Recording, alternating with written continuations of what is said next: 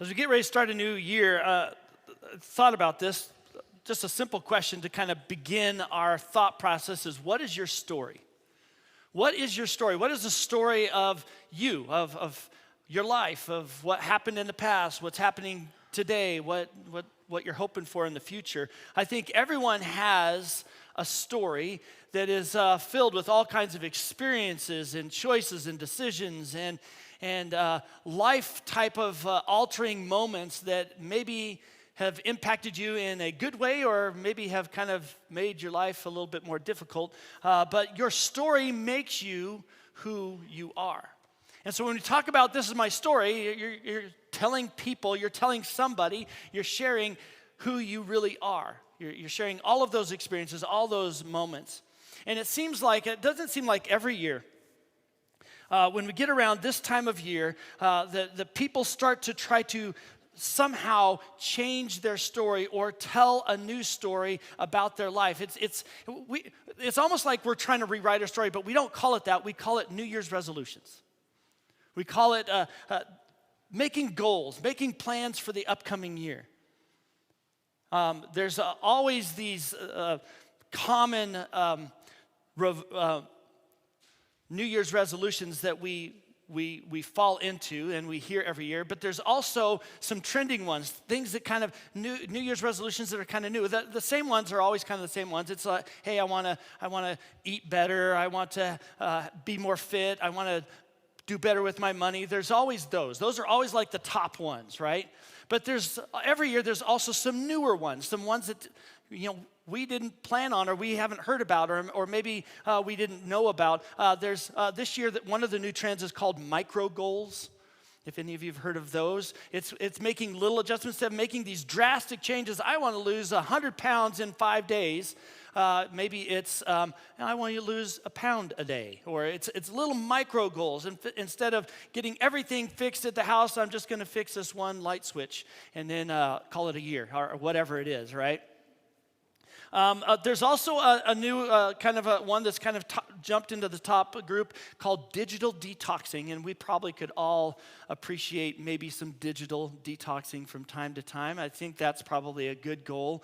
But all the trends, as you look at them, if you look at all of the 100-something top trends, they all seem to kind of fall into a couple specific categories or umbrellas of resolutions. Every single one of them that are trending seem to be slow, mindful, very meaningful changes. Not big drastic ones, but slow, mindful, meaningful ones. And then it seems like just about every single one of them have something to do with experiences or relationships over material stuff. And I think that's something to tell us. If that's the trend, if that's what everyone is drawn to, they're saying, I'm going to make this resolution. I want this to change in my life. I want to change my story this way. I think we begin to see that everyone is just trying to rewrite their story. They're looking back at their past. They're looking back at their past experiences. They're looking back at this past year, and they're going, hey, I want something to be different this year. I want to be able to say a different story about my life in 2026 than I could say looking back at 2025. And no matter how their resolution is framed, no matter how they try to put it together, no matter how you or I try to make this resolution, this or that, it's always intended to change our story. Everyone feels like their story could be better. So let me give you not necessarily a new truth. Let me give you a truth about stories, about our story. Everyone's story needs to be redeemed and retold. The reality is your story and my story is not finished. Our book isn't done. Every day is a new page. Every moment is a new line. And God wants us to tell our story. He wants to show us how we can be redeemed. He wants us to understand it. Everybody's story, when they look back, they go, man, I wish I wouldn't have done that. I should have done this, or I could have done that. We are desiring a redeeming of our story. Even if it's something like, I just want to be healthier.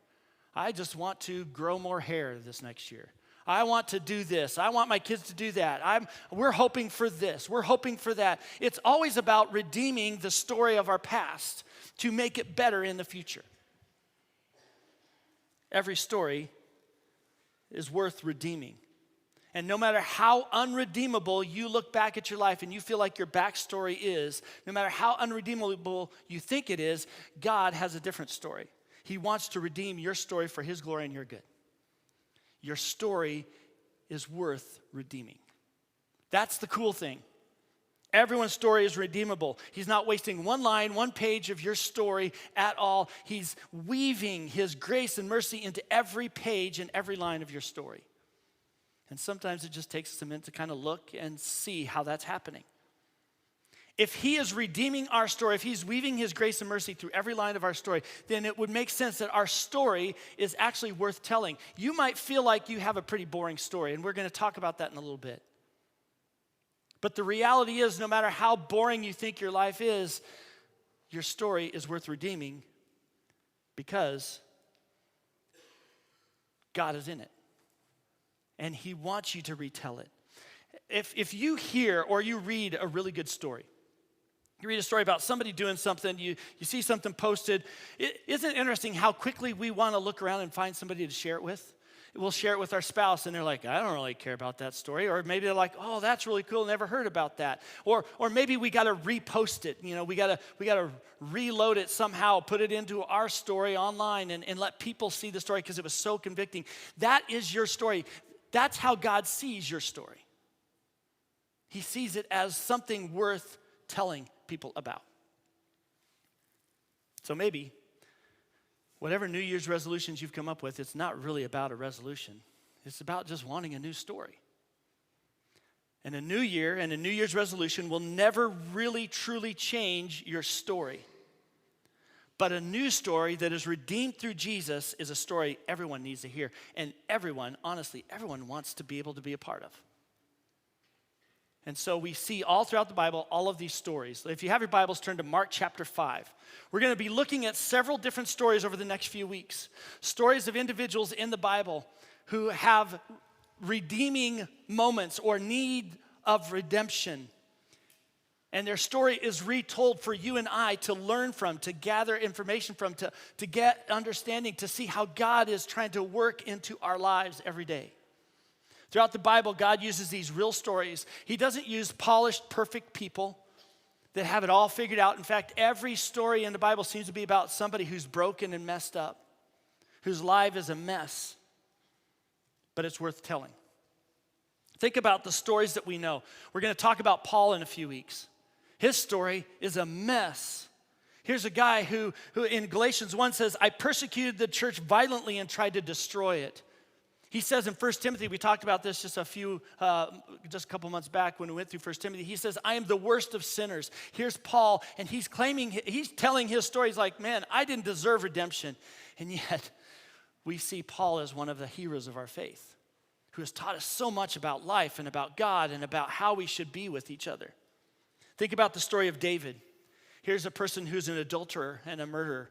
He's supposed to be a king that's a man after God's own heart, and yet his actions don't say that at all. And yet we see David's story is redeemable and retellable. Think about the woman at the well. Here's a woman who is a homewrecker, and she's sleeping with a man that's not her husband. And yet Jesus redeems her story and gives her a new one. Think about the woman who came to wash Jesus' feet. Or think about Zacchaeus, who's a man who is cheating people out of money because he's a tax collector, and he's stealing the money and he's using it for himself. And Jesus redeems his story. Think about the story of Mary Magdalene, a woman who's a prostitute. And yet her story is redeemable. All throughout the Bible, we see these stories. And Mark chapter 5 tells us one of the most interesting and one of those stories that just kind of draws you in. I want to read through this story, and we're going to talk through it. And on the surface, we go, well, we don't have a whole lot in common with this guy. But as we peel back the layers of his story, I think we'll begin to see that maybe his story isn't that much different than our story. There's a few odd things in it that maybe isn't like us. But maybe you'll see yourself and your story in it and how God is working in your story just like he works in this man's story. It's a story about a man who's demon-possessed. And it's pretty intense, and it's pretty graphic, and it's pretty, it draws your imagination in. So let's read through this, and let's let our imaginations do what they do, and let's then peel back some of those layers and see what it says. Mark chapter 5, starting in verse 1. They, Jesus and the disciples, came to the other side of the sea, to the region of the Gerasenes. And as soon as he got out of the boat, a man with an unclean spirit came out of the tombs and met him. Now, first off, we need to kind of jump into this part of the story and get some backstory to it a little bit. What we begin to see early off right away is that Jesus steps into the mess of this man's story. There is no reason for Jesus to be where he's at, to go where he's at, because rabbinically, because he's a rabbi, there's certain areas that you just don't go. And then he's taking these young disciples, many of them probably are around 13, 14, 15, all the way up to their mid to late 20s, maybe even into their 30s. He's got these individuals who are trying to learn what it means to follow Jesus and learn to love God and love others. And he's taken them to a region where rabbinically, Jesus should not be. He's on the Gentile side of the sea. It's an unclean area. There's a whole lot of awful stuff that goes on. We'll see why this has an impact in a minute. But he's taken these guys to this place. And we don't know, based on the story, we don't get all of the details, but either Jesus is stepping very close to an area that's a graveyard with all these tombs, or he's at least, if he's not in it, he's very close to it, which would also have made him rabbinically unclean. And every one of his disciples. This is not an ideal situation, let alone, we'll see in the story, this area, they raise pigs. And for a Jew, you don't do anything with pigs. You stay away from them. They're unclean. You avoid them at all costs. So Jesus is stepping into this man's mess. He's stepping into a story. He is going there on purpose. The disciples don't see it. They don't understand it. But they are all of a sudden in Gentile territory, and they shouldn't be. Look at what happens. Keep going. Verse 3. This man, he lived in the tombs, and no one was able to restrain him anymore, not even with a chain, because he often had been bound with shackles and chains, but had torn the chains apart and smashed the shackles. No one was strong enough to subdue him. Night and day among the tombs and on the mountains, he was always crying out and cutting himself with stones. And when he saw Jesus from a distance, he ran and knelt down before him. Now, we may not be able to relate to this man's story, but maybe you can. See, this man's story isn't about shackles and chains and being demon-possessed, although that's a part of it. Really what we're talking about, really what Mark is sharing with us, really what Jesus is showing the disciples is this man's story is really about bondage. He's been in bondage to something he cannot control. He cannot stop doing. He keeps falling to this, whatever it is, over and over and over until it's taken over him. And now he is completely uncontrollable. And the reason why he's cutting himself and he's crying out is because he just wants hope out of this situation. But nothing seems to work. Nothing happens that will help. We see that in the story, but if you're a Jew and you're hearing the story, you're seeing this unfold. You see it all differently.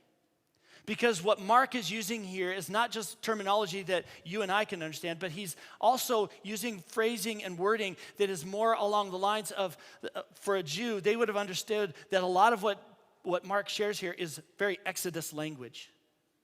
It's so filled with kind of the Exodus. Think about this. He's coming from the tombs, right? For a Jewish person, when they heard about somebody coming from the tombs or coming from that area, the tombs, they represented death. They represented a life apart from God. And automatically what they would have been thinking about is when my ancestors were in Egypt, they felt dead to God.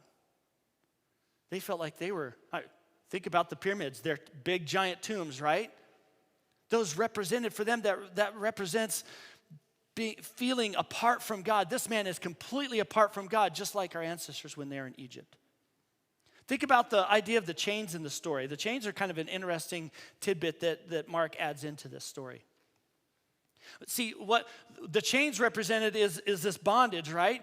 But for a Jewish person, especially these disciples, as they're kind of hearing and processing the story, they would have started thinking about, if this is all Exodus language, they would have thought about, the Torah can feel like chains, like we try to tie ourselves to Torah, but yet we still fall away from it. We still break those chains. We still break apart from it, and we start living apart from God over and over and over, and nothing can stop it. Torah does not help change me. It doesn't change my story. So here's this man. He's desperate. Look at verse 7.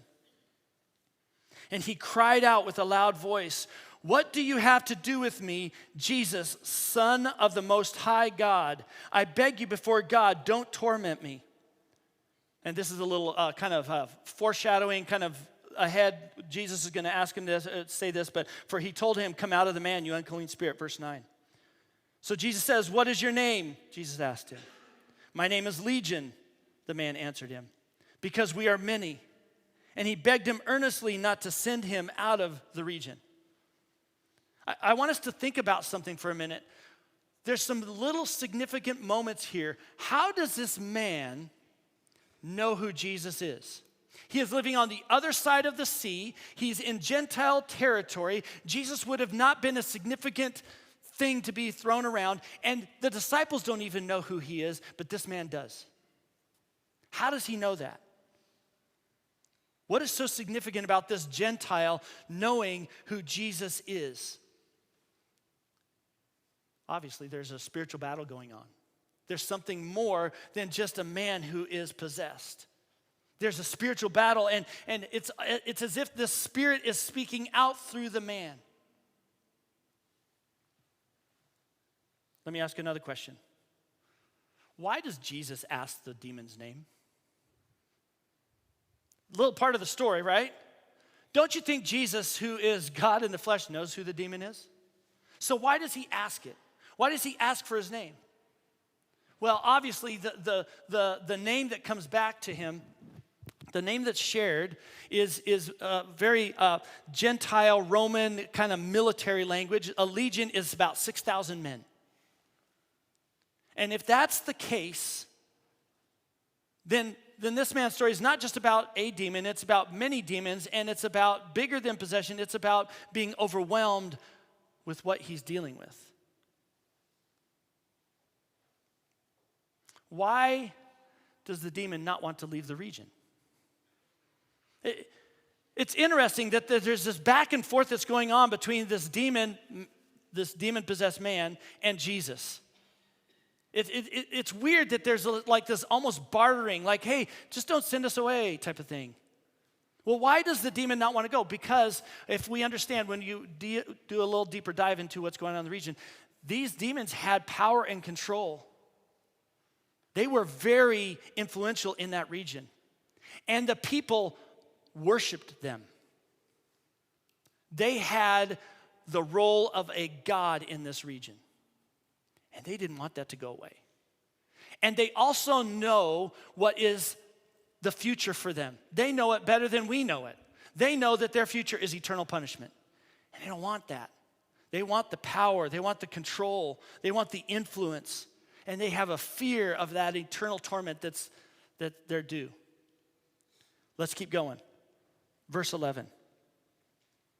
A large herd of pigs was there, feeding on the hillside. The demons begged him, "Send us to the pigs so that we may enter them." So he gave them permission, and the unclean spirits came out and entered the pigs. And the herd of about 2,000 rushed down the steep bank into the sea, and they drowned there. Again, if you're a Jewish person and you're hearing all this kind of Exodus type of language, and you're thinking about this man and he's in bondage, and you think about this man, he's coming out of the tombs, and you think about the chains, and you think about the Torah, and you think about all this, now all of a sudden there's this moment when the pigs are possessed and they are drowned in the sea, and that would have recalled for a Jewish person, remember that moment when the Egyptians are trying to get the people back trying to take the people back, and they're chasing after him, and they're drowned in the Red Sea. Jesus is doing some significant things here, things that he could have done without saying anything. He could have just done it. But he's teaching a lesson behind the scenes. See, what Jesus is doing is he's not just sending the demons into the pigs to represent Egypt and all that stuff, but he's also showing us that Jesus has the ability to send evil back to where it belongs. In the culture, especially the Gentile culture, but also in the Jewish culture, because it had infiltrated, their belief system, they still thought of the seas and the chaos of the sea as where evil spirits came out of some kind of abyss from down below. And whenever there was a storm, that's why there were evil spirits coming to and fro. Isn't it interesting that Jesus cast these demons into a group of pigs, and those pigs run off a cliff into the sea, back to where they came from? Look at verse 14. The men who tended them ran off and reported it in the town and the countryside. And the people went to see what had happened. And they came to Jesus and saw that the man who had been demon-possessed sitting there, dressed and in his right mind, and they were afraid. Okay, let's step back from the story again a little bit so we can understand what's happening. Here's a group of men. They see what happens. They're local townspeople. They see what Jesus does. All of a sudden, their pigs have ran off the cliff. That's pretty freaky. This man, something's happened with him. They go run to town. They tell people, and all these people start coming out, and they see the man who nobody could stop, who nobody could control. He's dressed and in his right mind. Those are significant phrases. Dressed is that he is his dignity and his humanity is restored. He's dressed. He's in his right mind.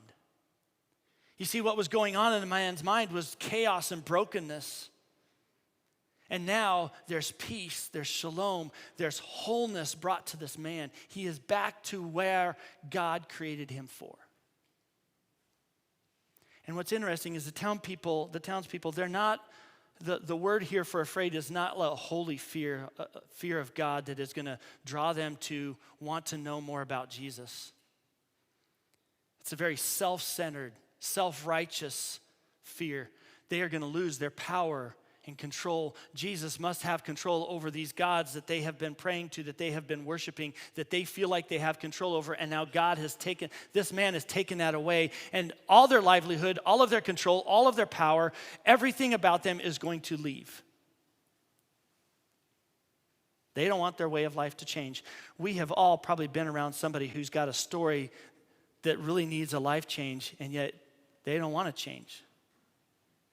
And we know how sad that can be. I can only imagine what Jesus was thinking as these town people. He sees that they're afraid, but it's not the kind of fear that leads them to Christ. It's the kind of fear that says, I don't want anything to do with you, Jesus. Verse 16. Those who had seen it described to them what had happened to the demon-possessed man and told about the pigs. Then they began to beg Jesus to leave their region. Here's Jesus. He's just like the prophets of the Old Testament. He's proclaiming the truth about God. He's showing the people how amazing God is, how God wants to change them and help them, and they are rejecting him. They don't want anything to do with him. He's bringing peace and understanding, but he's breaking down the social order that they have all constructed, that they feel like they have control over.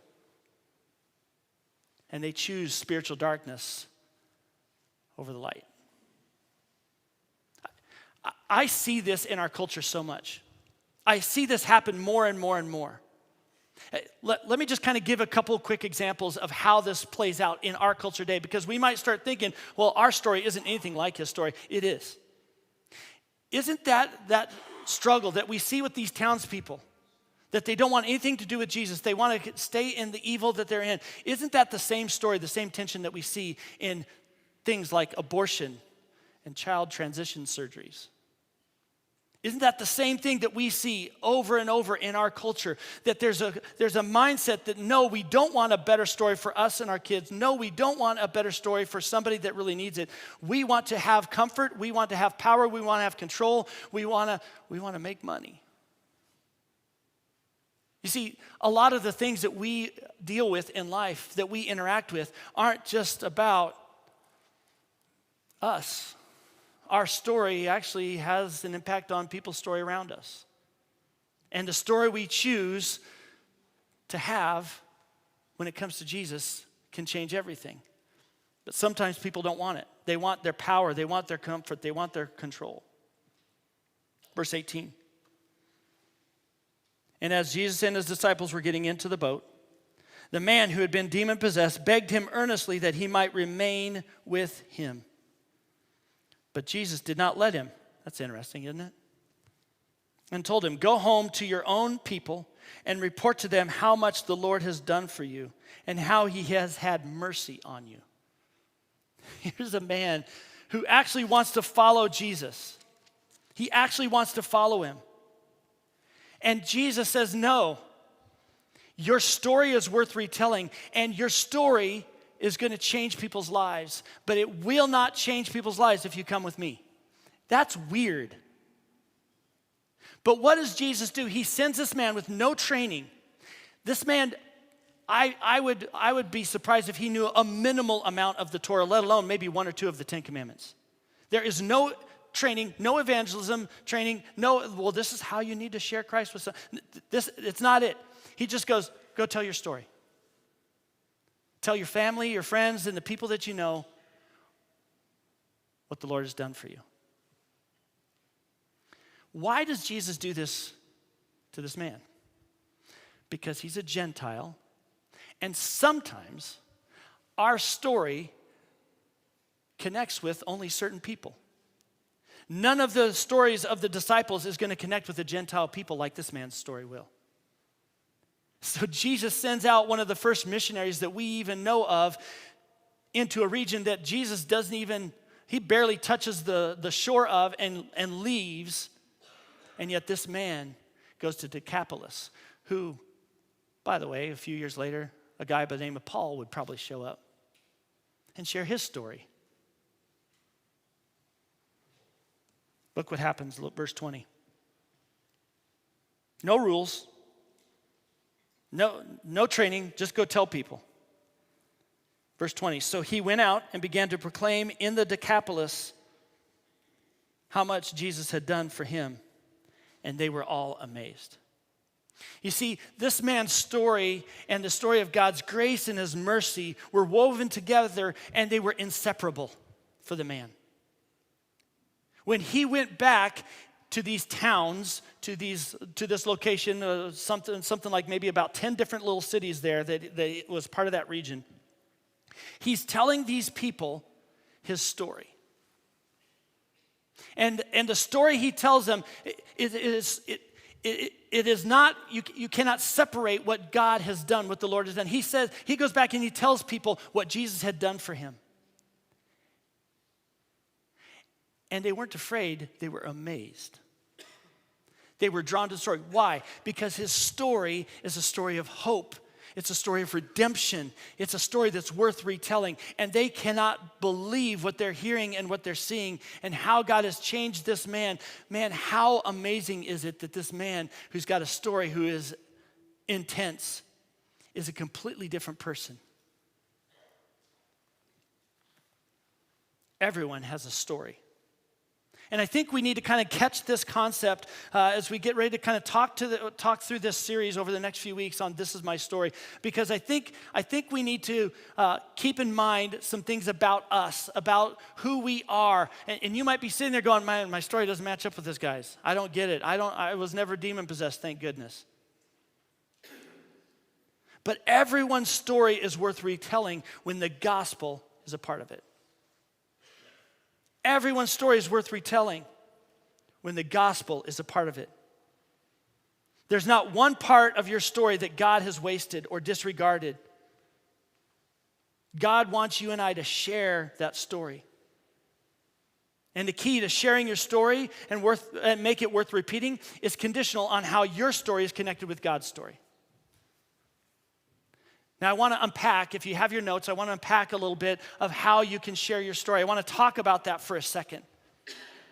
As we get ready to wrap up this morning, as we get ready to think about what we're going to do for the rest of the week, I want us to think about our stories for a second. Because every story has three basic elements: a beginning, a climax, and an ending. Thank goodness your story isn't over yet. Thank goodness that there's more pages to your story to be written. But we also have to understand that some of our stories connect with other people better than others.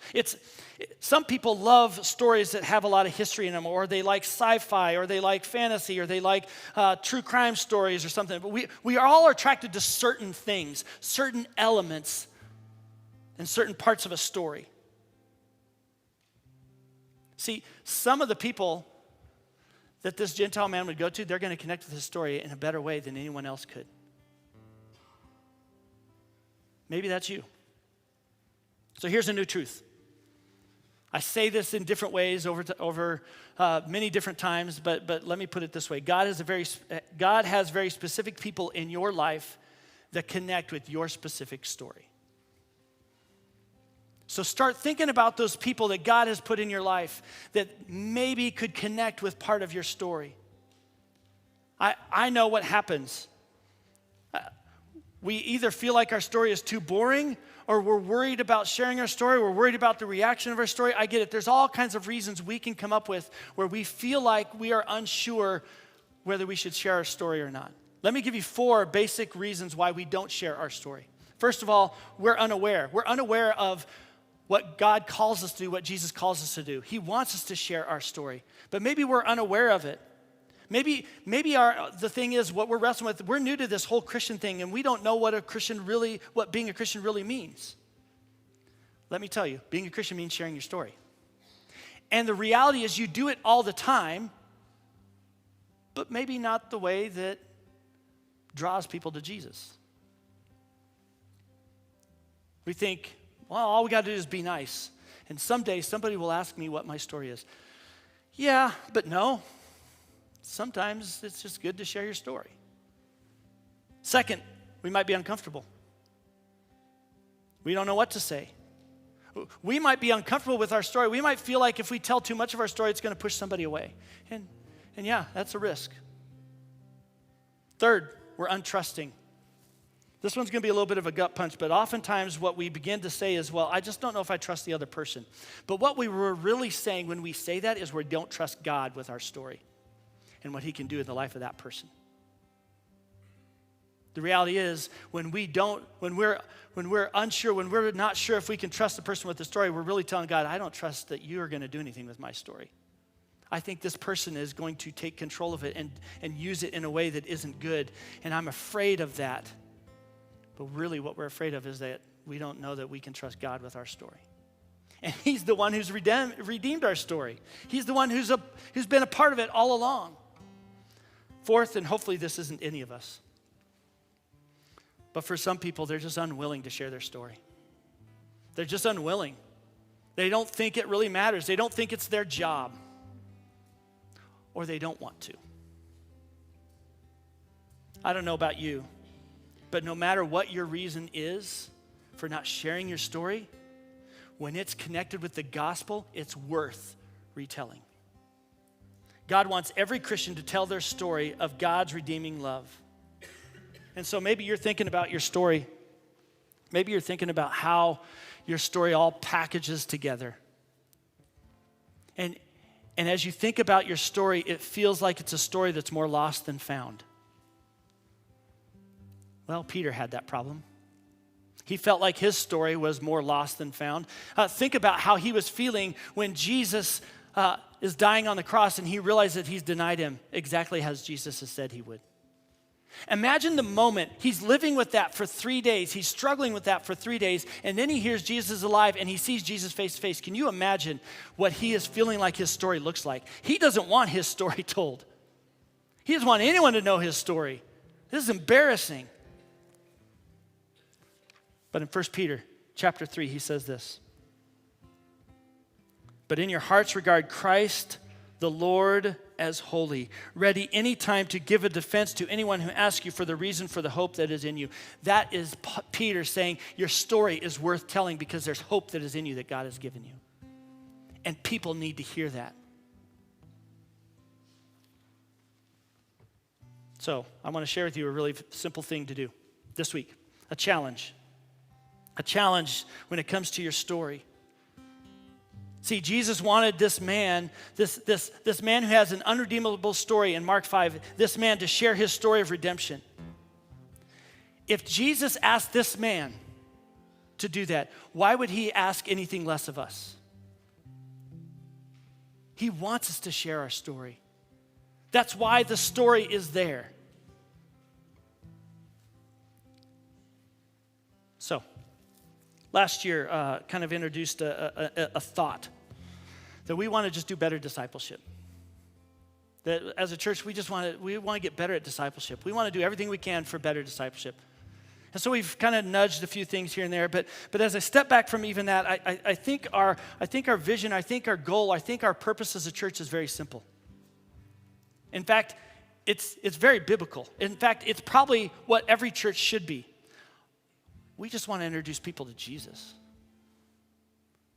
We just want to introduce people to Jesus. That's our purpose as a church family.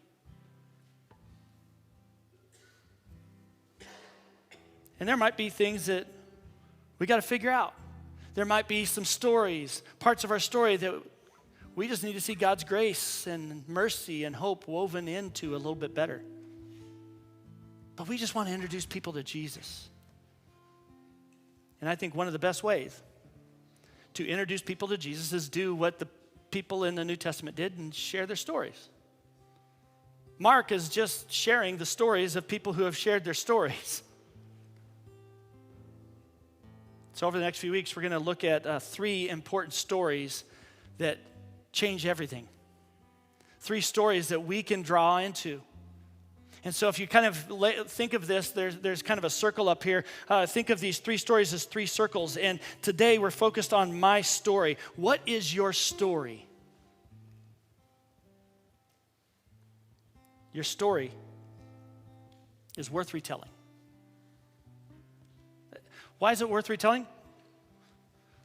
What story about redemption and mercy and grace and hope isn't worth retelling?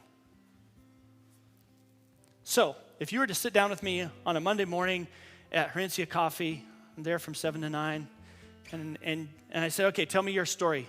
Give it to me in 2 minutes. What's your story in 2 minutes? What would you say? What would you share with me? How would you tell me your story in 2 minutes? Real simple. I've gotten a chance to do that with a few people and hear their story in different ways, ask different questions, and I've learned about a lot of people over the last few months. I've gone to different places, talked with different people, and got to know their story. And every time I hear the story, I'm like, man, this is so cool. It's amazing what God is doing.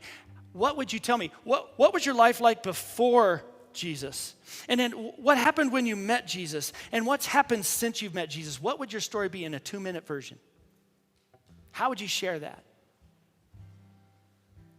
When were you broken? When were you searching? When were you stuck? When did you decide to trust Jesus? How did Jesus change you personally? Who impacted your life? Who helped you see who Jesus was? See, with God, there are no bad, boring, or unredeemable stories. I'm going to share a little bit of my story, and it's pretty boring. But there are no boring, bad, unredeemable stories. Because mercy, grace, and redemption are never boring. And your story is worth retelling. So, here's the challenge. This week, sit down, maybe take the notes, maybe on your notes app on your phone, write out your story. A 2-minute version of your story. You can share a lot in 2 minutes. Sometimes too much. Write out your story. And then share it with one person this week. It might be your spouse. It might be your best friend. It might be somebody sitting next to you. It might be somebody who isn't sitting next to you today and they missed out on the sermon this morning. But share your story, your 2-minute story with somebody. Parents, I will tell you one of the best discipleship tools you have is telling your story to your kids. And if you can tell it to them in 2 minutes, it will change the way they think. It may not change it immediately, but they will remember that story over and over. And it will continue to draw them closer to Christ. Because if your story is about the gospel changing you, it's about that grace and mercy that has been woven throughout your life. Every page you see God in the middle of it, I'm telling you, it will impact them too. So this week, write out your story. 2 minutes, and share it with someone.